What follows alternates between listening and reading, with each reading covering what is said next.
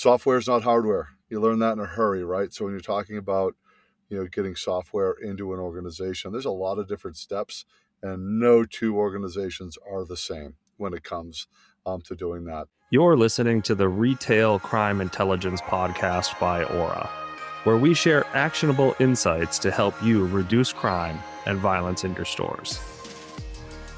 Hello, everyone, and welcome to my first attempt at a podcast. I'm Bobby Haskins. I'm joined here by the one, the only Alaina Kring. Alaina, how are you?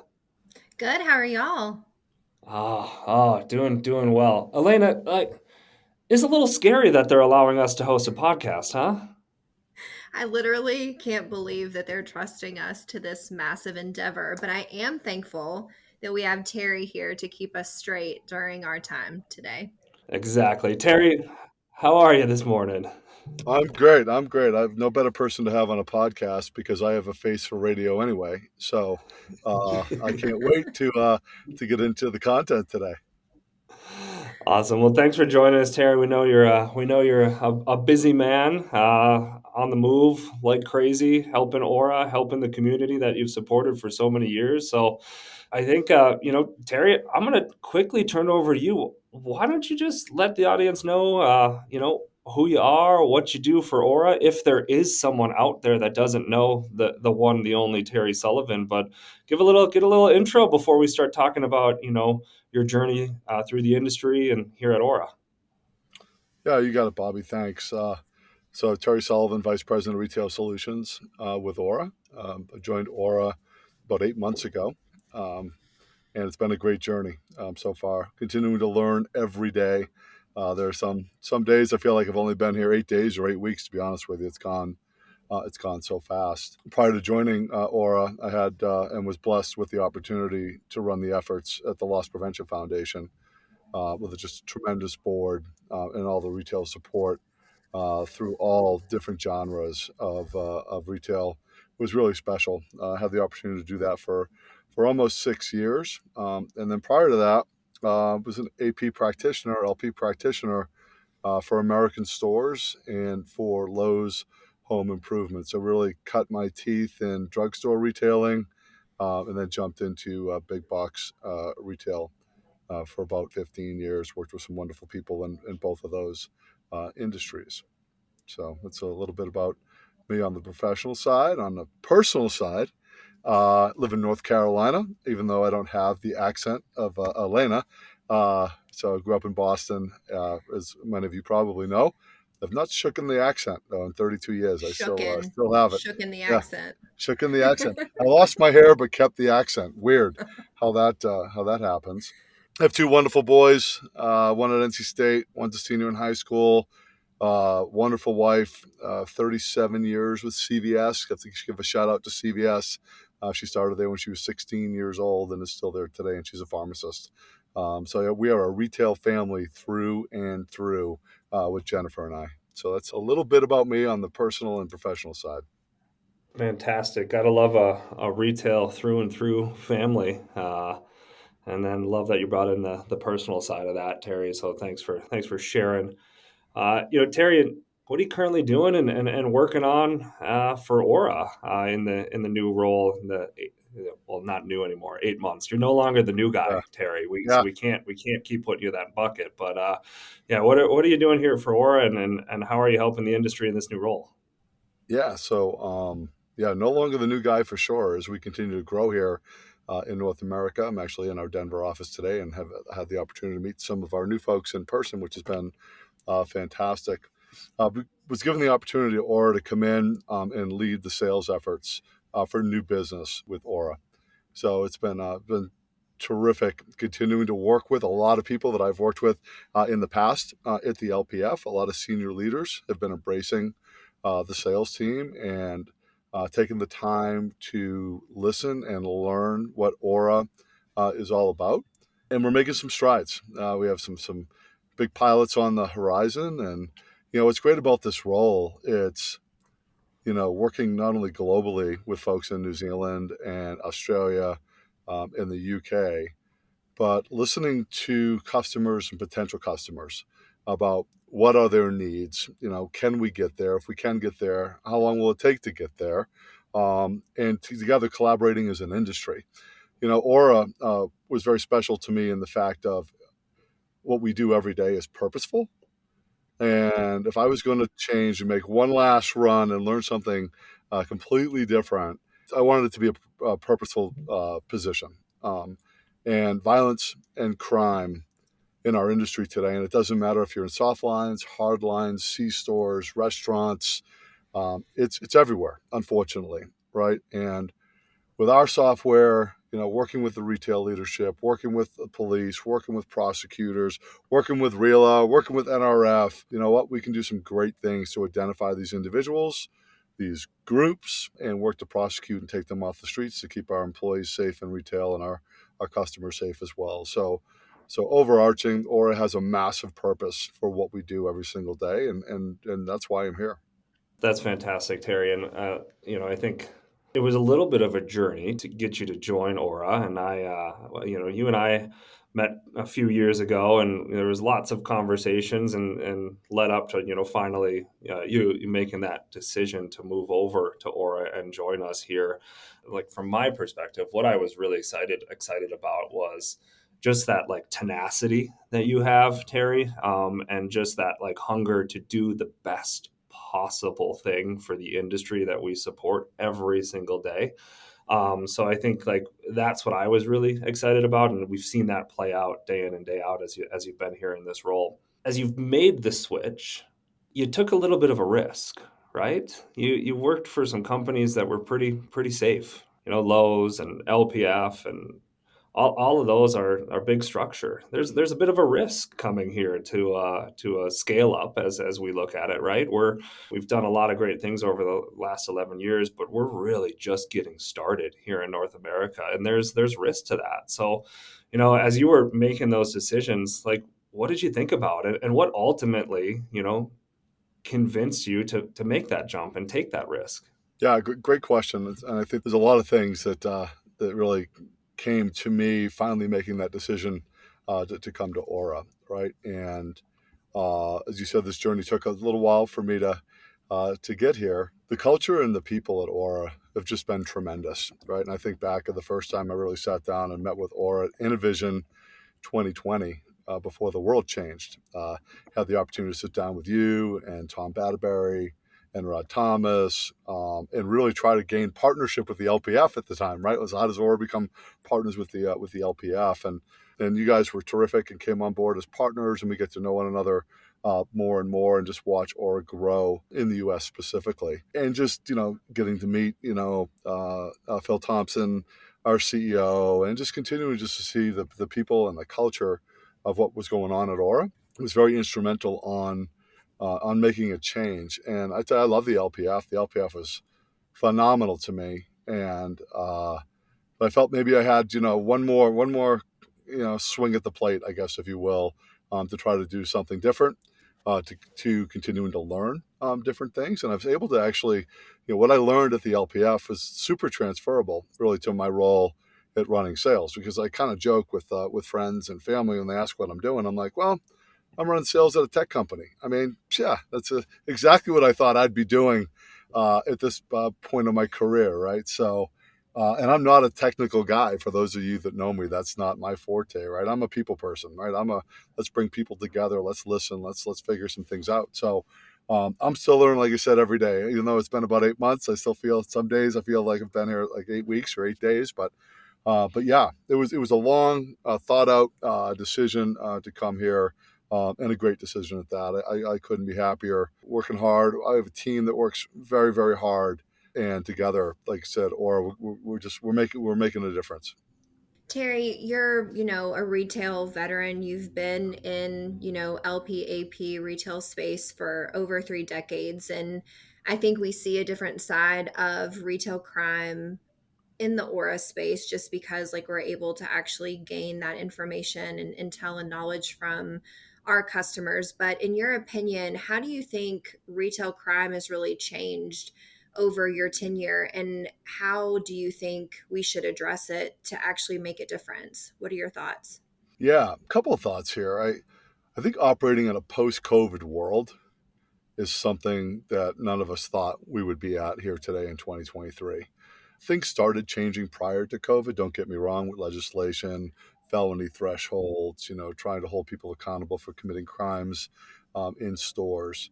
But the paradigm shift with AP and retail with COVID, not only managing through it, but coming out of it, was unbelievable. And I have a lot of awesome friends out there that run big LP AP programs, and their day in day out routine today looks nothing like it looked like back in 2020, 2019, 2018.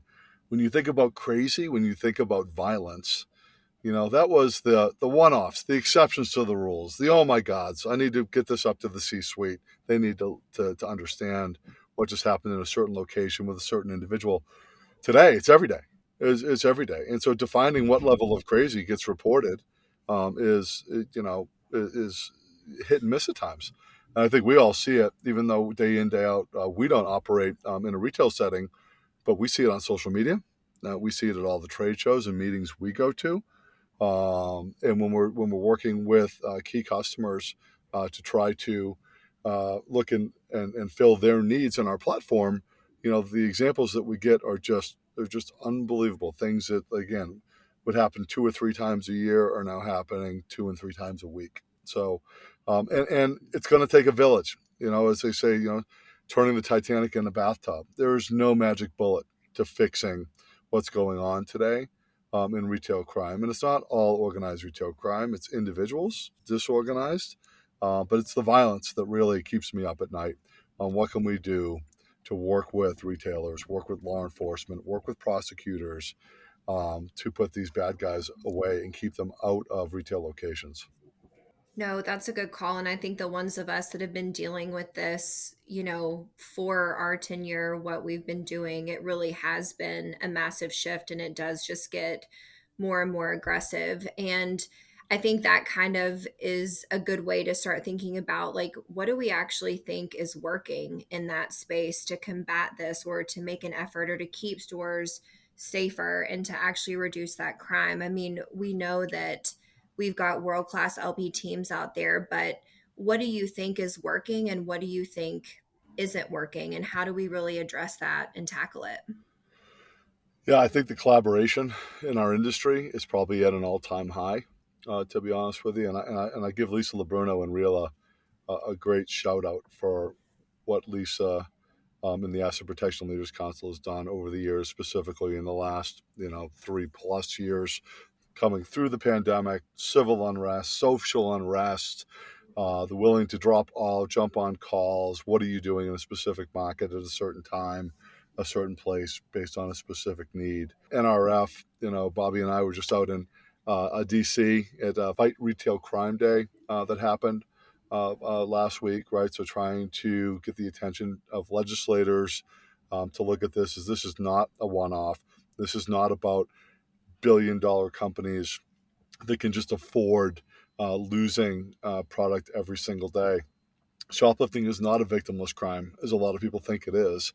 That's not the case here. People are making literally hundreds of thousands, if not millions of dollars off the backs of not only stealing product, but this also turns into uh, you know, what they're doing with the money. When it comes in, it's leaving the country, it's providing fentanyl and illegal drugs, and you have human trafficking. I mean, when you peel this back and really start talking to the subject matter experts like Raul Aguilar with HSI, the Ben Dugans of the world, and several others, I mean, this is, that tip of the iceberg is all we're really seeing, and what's beneath the water is just massive. So, what's working right now, Elena? I think there's small victories here and there Mhm. based on states, markets, cities, retailers, but we're still chipping away and there's a long way to go.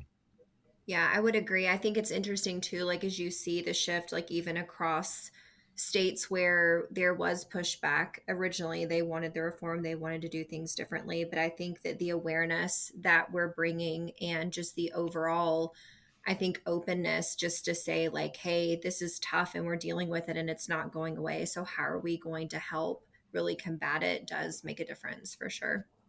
Terry, I still think we need to record a video, maybe make our own little, like a movie of, Terry and Bobby go to Washington to just kind of recap the experience we had with NRF and DC recently. It was probably a once in a lifetime experience, right? And it was to walk the halls of Congress to talk about the challenges that we're facing, and really, Terry, we did a lot of education down there, right? And just kind of educating different members of Congress on what retailers, businesses, communities are facing. And so that it was really eye opening for me. And I think from your perspective, Terry, you've experienced a lot of solutions, right? In your 30-year career, you've experienced a lot of case management systems, a lot of widgets and things that we use to keep our people safe, to protect our people, protect our customers, and to drive loss down in the stores. But when it comes to like retail crime intelligence and the work you're doing here at Aura, how do you talk about the difference and why it works in those conversations with retail partners? Yeah. You know, when you look at how Aura has been designed and continues to evolve through structured data, right? By taking good information and exporting good information out to help identify these unknown offenders and unknown rings. And again, collaborating with other retailers, whether that's in our Orca platform or being a customer of Aura, and working with law enforcement, because a lot of times they know who these bad actors are, right? It's going that extra mile to find out who within your city, county, state, or even with the federal government is going to work with you to collaborate to try to take down these bad actors and identify these folks as well. So, and I think even with us, it's continuing to educate the industry what it is Aura does, and what makes Aura successful, and why sometimes we can't be everything to everybody. Learn that really quick coming to Aura, right? Because everybody wants things a little bit differently, and if everybody had things a little bit differently, then we can't be aligned, and that's where the structured data and information comes into our platform that becomes actionable and intelligible for us to work together as an industry. So yeah, I think that the more and more that we continue to get in front of key leaders, next week actually we'll be heading down to the LPF LP Mag meeting, Kylene Jones and myself. I'm looking forward to reuniting with some great leaders down there and continue some great conversations that we've had throughout the year. Terry, speaking of that, like when you're having conversations with these senior level leaders or just maybe folks that are interested like in the platform altogether, I'm just curious, like, are you hearing any pushback or like, are there any misconceptions maybe that those leaders have about adopting like a new technology in general? And I think that that kind of goes into, is there a way that we could maybe have a different conversation or reframe how we talk about new technology to show that it's something that is effective, that makes their lives easier, that brings in that structured data that really solves their problems. So, what are you hearing like when you talk to these folks? Yeah, I think, as you know, executives today are just so busy, right, and rely on their teams to do most of the vetting to make the recommendations. So, but we've had lots of opportunities this year to get in front of some of the best and brightest LP AP practitioners. And I think what I've learning along the way, software is not hardware. You learn that in a hurry, right? So when you're talking about getting software into an organization, there's a lot of different steps, and no two organizations are the same when it comes to doing that. I think for me, no better advocate for Aura than our current customers, and that's one thing that when we talk to individuals that are thinking about coming in and joining the Aura platform, it's, would you like to talk to Walmart? Would you like to talk to HEB, Victoria's Secret, Price Chopper? Would you like to talk to somebody internationally as well? Would you like to talk to Boots or Kohl's in Australia or Bunnings? You name it, and we'd be glad to set up the meeting. And that's not a meeting we participate in either, right? So, and those are the things when you look at Aura, we have 100% retention rate for all of our customers. We've never lost a customer, right? We have 100% conversion rate with our pilots, because once they can see what Aura can do for them, for their organization, now that partnership is solidified and grows. The other thing I think is just for me super cool that we have about 140 employees, and more than half are engineers and programmers. So what we're showing today to our potential customers or our customers isn't what this platform is going to look like in 6 months. It's definitely not going to look like this in 12 months. And 24 months from now, who knows, right? When you look at machine learning and artificial intelligence and getting feedback again from great leaders in our industry and end users, I'm excited for the future. I'm excited for the future of what Aura is going to look like. And the more retailers we bring on our platform, the stronger we are together as one to work with law enforcement and to bring down these individuals and keep employees and customers safe. I'm telling you, it's so crazy to be on like the retail partnership side of the house, which is where I kind of sit and I support customers. And it's so incredible to me that we do assign, like, you have a dedicated person like to this account from like an RPM perspective, from like a customer success perspective.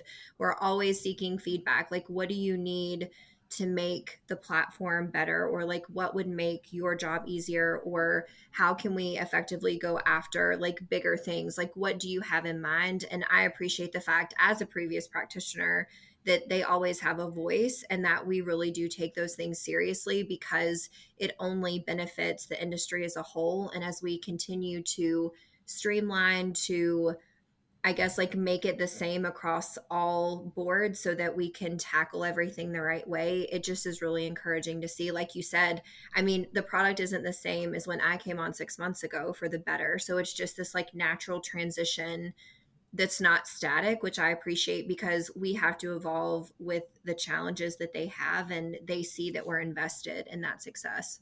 Yeah, absolutely. I mean, we have a world-class customer success team, our CS team. And it's funny you say world-class. We have a world-class CS team throughout the world, right? So it's not just here in Denver for North America. When you look at our customer success team in New Zealand and Australia, the support of the UK, it's just tremendous. And I think that's another thing just about Aura. And I just think of the three of us, right? And Alaina, you came on I think like a month after I did, and Bobby, you're going on your fourth plus year, almost 5 years here at Aura. There are no boundaries.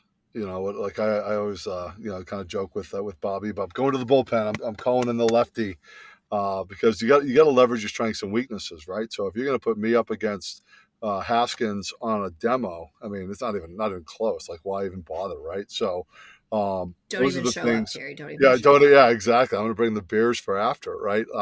We can break it down, but and that's what's really cool. I mean, and I do get asked at times, what's the difference between what you do and what Bobby does, so, and the difference between the vice president of retail solutions and retail partnerships, right? And it's obviously what you're doing, Alaina and Bobby, and your teams are taking care of current customers and making sure that not only are they working on the platform in today's environment, but what tomorrow brings as well, and they're up to speed with that.